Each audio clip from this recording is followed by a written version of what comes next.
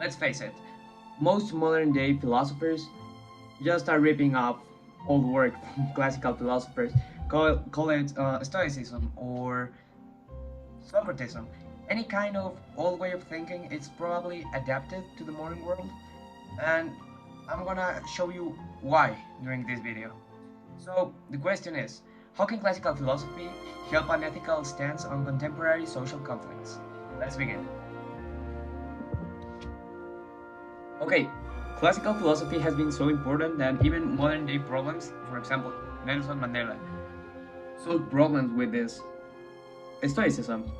He believed that if everything was fine, everything was fine.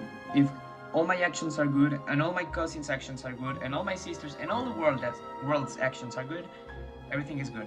Imagine this, there's a series of strings that are connected to each other. If I pull one, every string comes with me. But if I let go, all the strings go. So this says, for every good action, there's a good reaction. And that's how it's supposed to be. You don't have to think about it a lot. Just act good, and if you think something's bad, change it.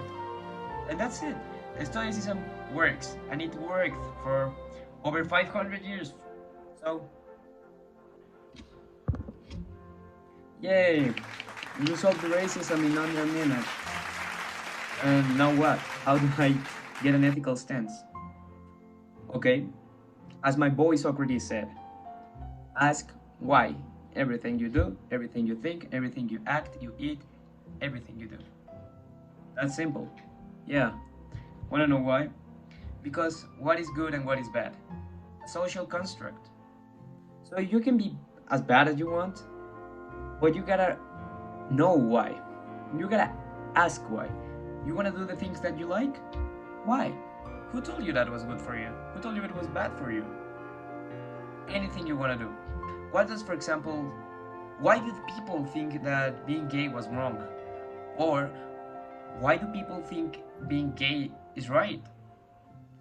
Why do I think the way I think?